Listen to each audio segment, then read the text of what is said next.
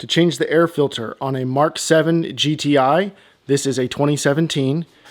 If you want to stay OEM, you'll want a MAN C30005. Link will be in the description. On the air box, there are 8 screws that we need to take out. 1, 2, 3, 4, 5, 6, 7 right there.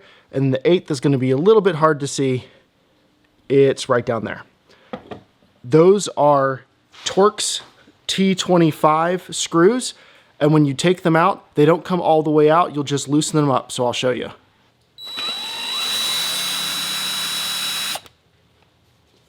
If you notice, I can shake this around a little bit, but it won't come all the way out.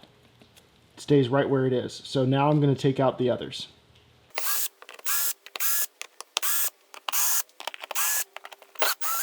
Okay, now that all 8 are loosened, and remember that's a Torx T25, you don't need to disconnect any of these other hoses. I'll show you. There's this hose,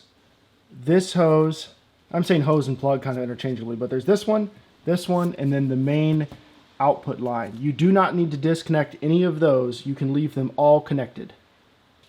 All right, if you gently lift the box up like that, don't stress any of the connectors, you'll have plenty of room to just stick your hand in, slide the old filter out like that, and we'll just set it to the side. You can make sure there's not any debris in the box or anything. Then just take the brand new filter, slide it in, make sure it nestles all the way down, and then we'll just put the box, the air box cover back on top. Now when you put it on, you want to make sure that each of the places where the Torx screws are, it should sit down on top of something. It'll click into place. You'll kind of feel it. It'll feel really sturdy. When it's in place, it feels almost like you could leave it right where it was and you wouldn't have to fasten anything, but of course we're going to tighten it back up.